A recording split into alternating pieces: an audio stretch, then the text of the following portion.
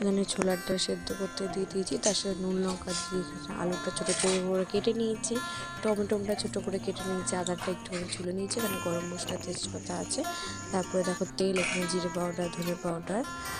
এবার এই তেলটার মধ্যে গরম মশলা দিয়ে দিলাম, তেজপাতা গরম মশলা, আর দেবো 2টো শুকনো লঙ্কা। তোমরা তোমাদের ঝাল মতন দিও, মানে তোমরা যেরকম ঝাল খাও, আমরা একটু মোটামুটি ভালোই খাই, ওই জন্য দিলাম। এরপর তেলটা সাথে এটাকে খানিক করে একটু নাড়িয়ে নেবো, 2-3 মিনিট মতো নাড়িয়ে নেবো।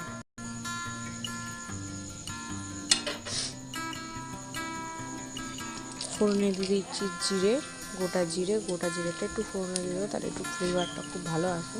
গুঁড়ো তো দেবোই, তার সাথে গোটা জিরেটা দিলে ফ্লেভারটা আরও সুন্দর আসে, ওর জন্য দিতে বলেছি। তোমাদের রান্নাটা আমি করিয়ে দিই, এখানে ছোটো ছোটো করে টমেটোটা কেটে রেখেছিলাম, ওইটাও দিলাম। এই রান্নাটা করেছি হলো মিশা, তো ভিডিওটা আমি করিনি, জোর জবরদস্তি ছেলেটাকে দিয়ে করিয়েছিলাম, কারণ একটু কারণ ছিল ওর জন্য। আর ওই এসব করে, মোটামুটি আমি সন্ধ্যাবেলা এসব কিছু করি না, ও ফাঁকা থাকলেও করে। এরপর দিয়ে দিচ্ছি ছোটো ছোটো করে কাটা আলুটা খানিকক্ষণ একটুখানি তেলের সাথে ভাজতে হবে। আলুটাও সেদ্ধ বসিয়ে দিলে হতো প্রেসারের সাথে, কিন্তু এটাতে টেস্ট হয় না, ওর জন্য ও নিজেই বারণ করেছিল। আমি যখন ডালটা প্রেসারে দিতে গেছিলাম, ও তো প্রেসারে দিতে পারে, কিন্তু আমি বারণ করেছিলাম বলে আমি দিতে গেছিলাম, কারণ আমি বলেছিলাম আলুটা দিয়ে দিতে, তখন বারণ করেছি যে না, আলুটাও ভাজবে।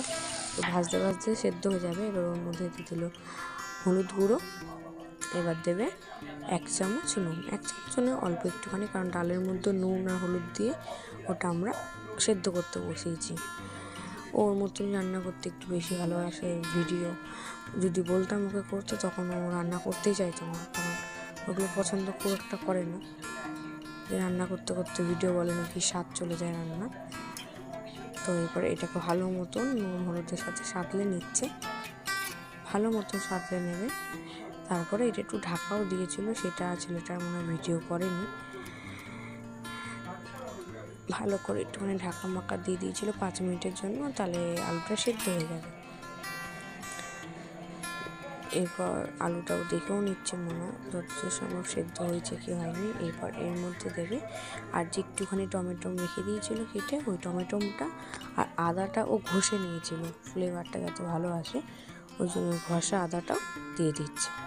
এরপর যে ধনে গুঁড়ো আর জিরে গুঁড়ো যে পাউডারটা দেখিয়েছে, ওই গুঁড়োটা এরপর দিয়ে দেবে।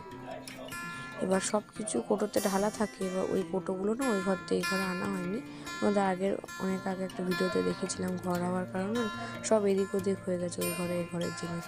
এবার কাশ্মীরি লঙ্কা গুঁড়োটাও দিয়ে দিল, যাতে একটুখানি কালার হয়। এরপর দেবে লঙ্কা গুঁড়ো, এই লঙ্কা গুঁড়োটা আমার বাড়িতে বানানো, কারণ আমি শুকনো লঙ্কা রোদে দিয়ে তারপরে হালকা একটু শুকনো কলা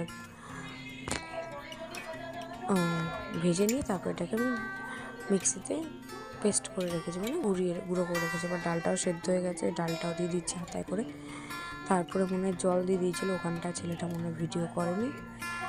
এবার আমি যাইনি রান্নাঘরে, কারণ ওই ঘরটা ছোটো একদম, আমাদের পাশের যে ঘরটা, কারণ আমাদের তো রান্নাঘরে এখনো কমপ্লিট হয়নি, কাজ এখনও বাকি আছে। তো তার মধ্যে মনে হয় ও ডালে সেদ্ধ করা যে জলটা ছিল, ওই জলটাও দিয়ে দিয়েছে। তার মধ্যেও তার আগে ওর লুচির জন্য ময়দাটা মেখে রেখে দিয়েছিল, সব কিছু করার আগে এদিকে আমি একটু লুচিটা ভেজে বলতে বেলে দিয়েছিলাম, ও ভেজে নিচ্ছিল। আর রেডি আমাদের। তো বাই, নেক্সট ভিডিওতে আবার দেখা।